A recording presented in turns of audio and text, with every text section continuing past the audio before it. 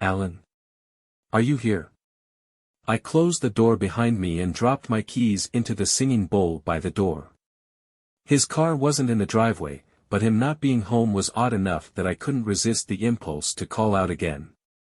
Alan? Nothing. I kicked off my shoes and headed for his office.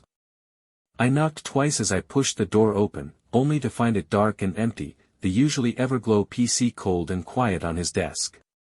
I couldn't remember the last time I had seen that room as empty. It was strange. He was probably at the grocery store or something, I told myself, and it struck me that, for as long as we'd been together, I was surprisingly unaware of his daytime habits. He worked from home, and he loved his books, so to the extent that I imagined him during the day, I always pictured him hunched over and tapping away at his keyboard or maybe buried in one of his books. It never occurred to me that he went out. Alan, to my mind, was the very definition of a homebody.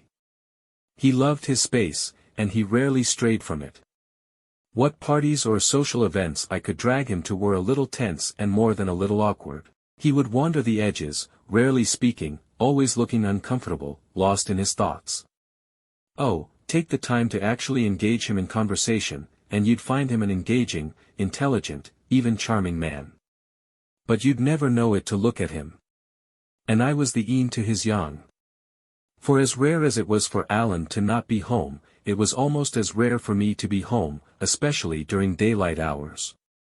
My job as gallery liaison at the local art college kept me incredibly busy during the school year, advising students, planning upcoming openings, collecting and cataloging student artwork, and meeting with local gallery owners and collectors.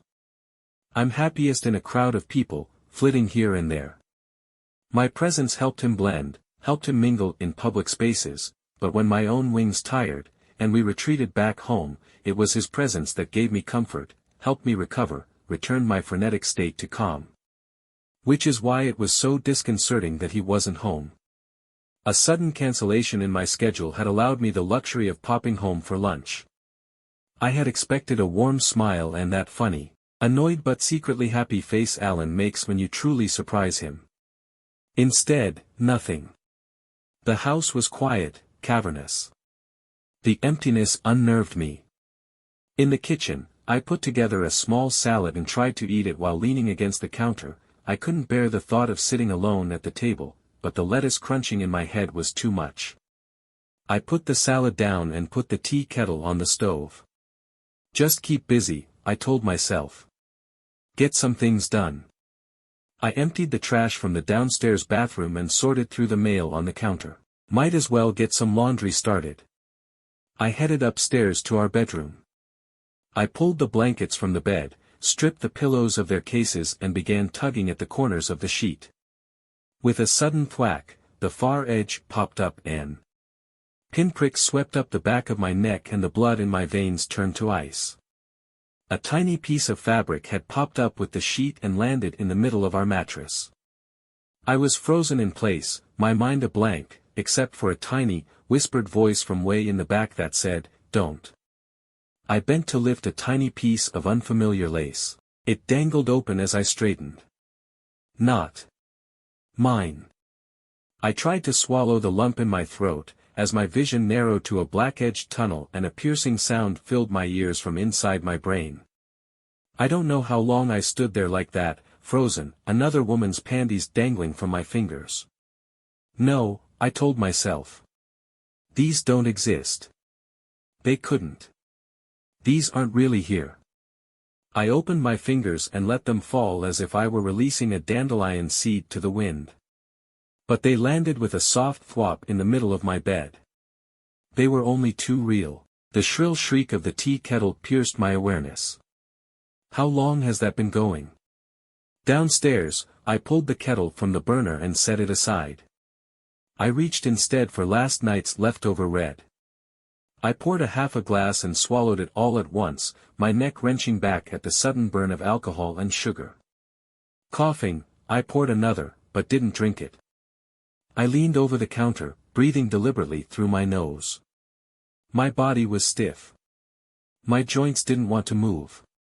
I swallowed the second half glass. The wine was either going to help me feel better, or give me a better reason to feel sick. My skin was too sensitive, like my clothes were made of sandpaper. My vision was still dark and faintly sparkling. Breathe. I told myself. Have to keep breathing.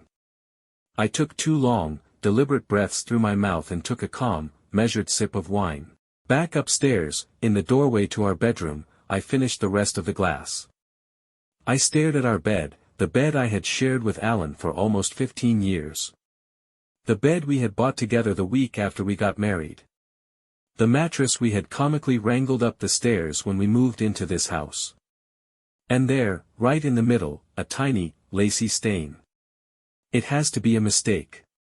They really are mine, just an old pair I've forgotten about. No, they were too small, too cheap, not me. They got mixed in at the laundromat. It's an accident. Neither of us had been to a laundromat in 20 years. A crazy mix-up at the gym. Rolled up in a towel or something. We hadn't been to a gym in 10. So what was left? Something had happened to put them there, tucked under the mattress. Alan could have found them. But where? Alan could have taken them. From whom? Someone must have given, and oh. My brain snapped at me as the bile rose in my throat. Just forget them. Just put them back. You never found them, never saw them. There was an odd and instant comfort in the thought. What did it matter after all? Better to just keep quiet. Women had been dealing with this kind of situation since the dawn of time.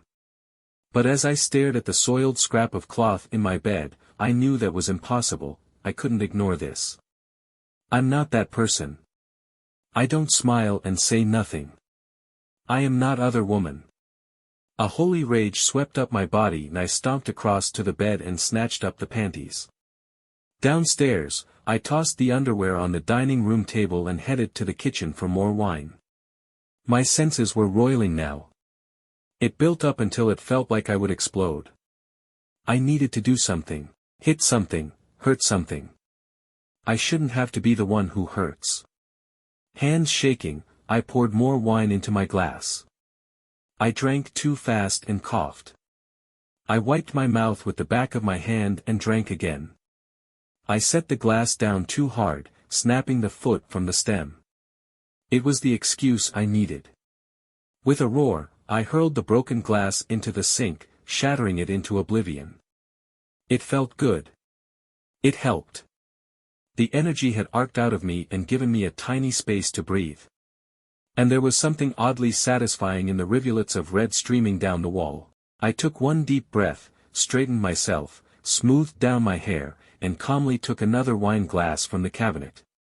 I set it down gently and poured a very full glass. I walked into the dining room and sat down at the table in front of the panties. Just who are you? I spread the white panties flat with my hands and studied them. I took a long, slow sip of wine. These were not the panties of a grown woman. No. These panties belonged to a college student. It was at that moment that the front door opened and Alan walked in with an armload of groceries. When he saw me sitting at the table, he froze, and when his eyes lowered to the pair of panties on the table in front of me, his face fell. Neither of us moved. Neither of us spoke, or even looked at each other. I don't know how long we stayed like that, a tableau vivant of modern marriage, him, standing, stunned at having been found out, her, beaten down and far away, eyes dry but lifeless, and between them, on the family table, a treacherous piece of lace and a bottle of wine. It was Alan who broke the scene, shifting the groceries on his hip and closing the door behind him. He set the bag on the table and took the seat opposite me, the panties in between us. Somewhere in my brain, his silence, his quiet acceptance registered as a kind of final confirmation. The panties were no accident. I felt a lump rise in my throat and hot tears pressed from behind my eyes, but I pushed down both. There would be time for that later.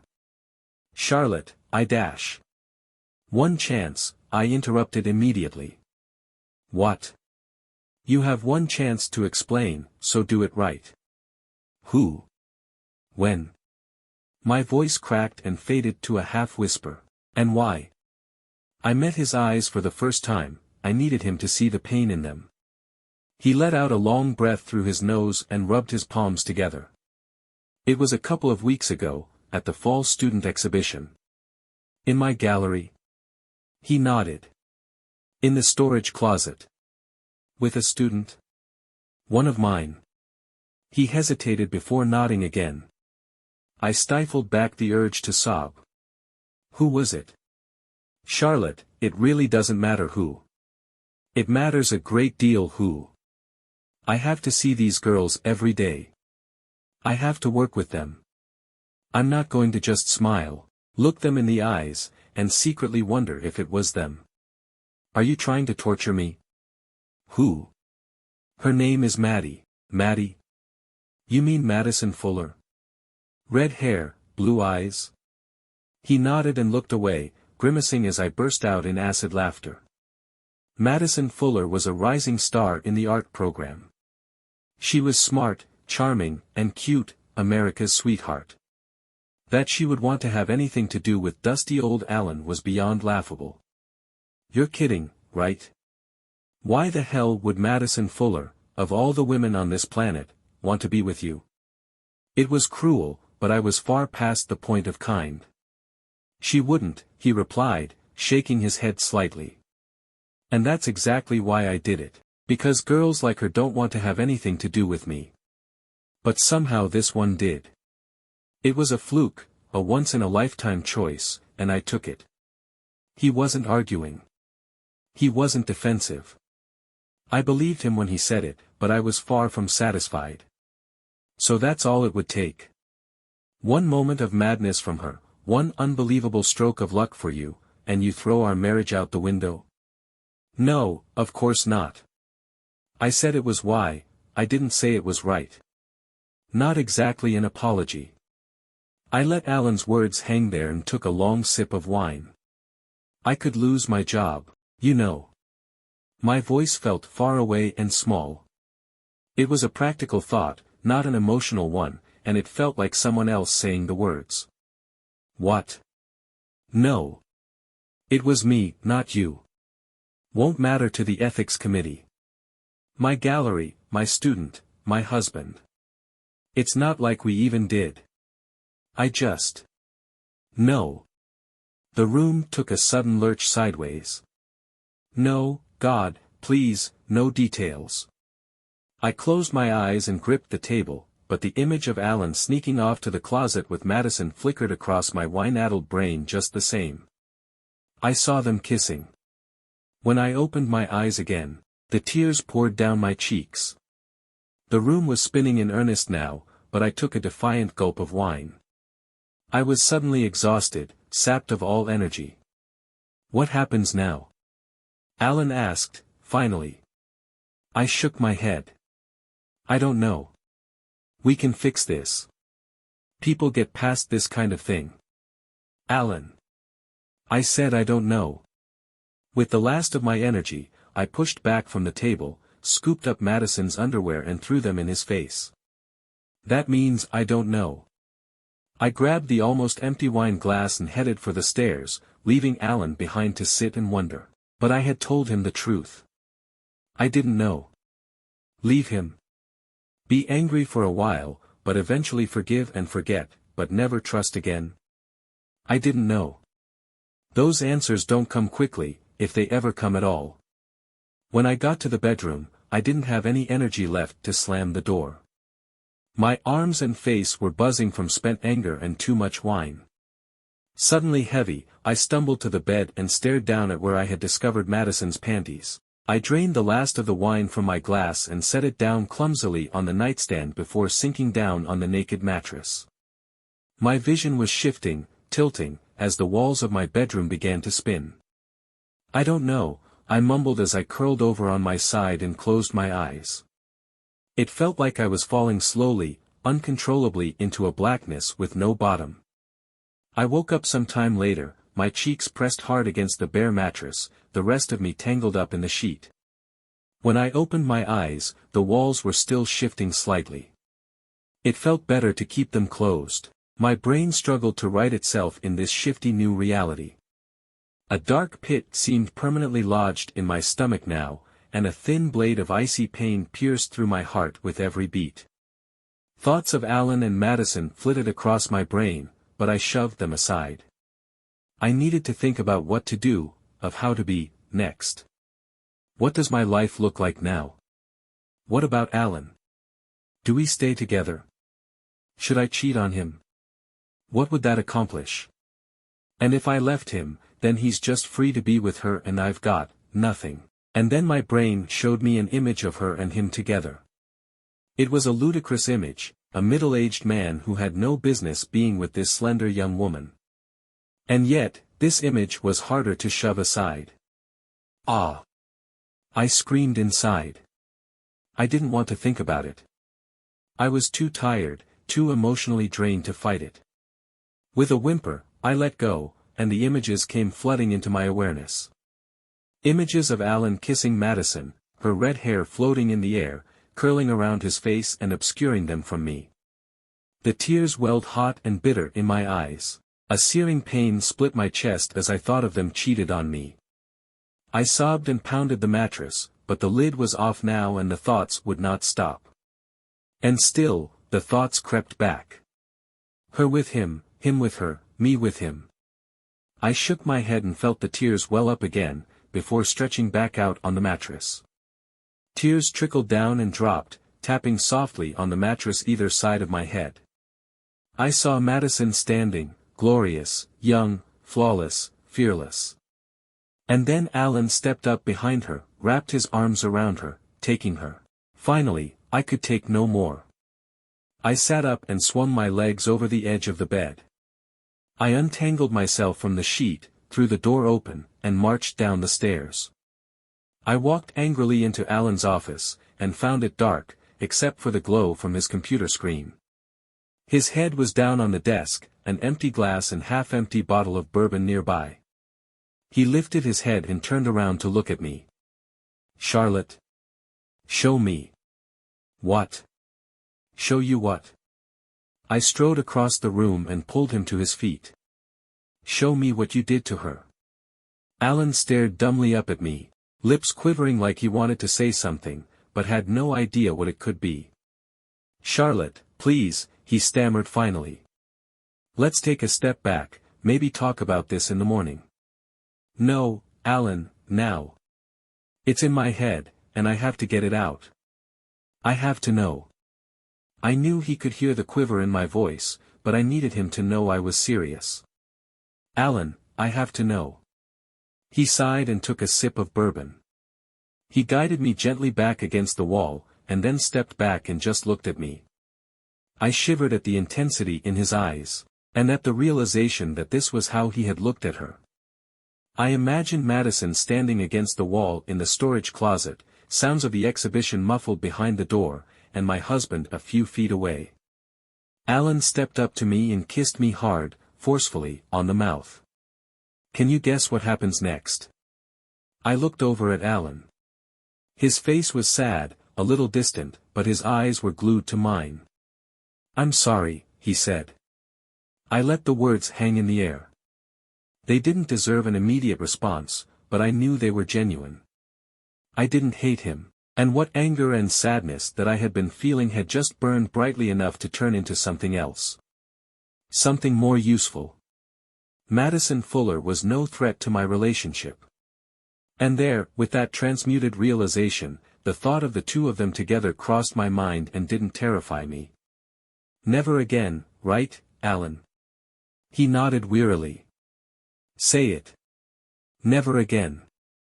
I didn't believe it. I knew neither of us was done with this particular redhead.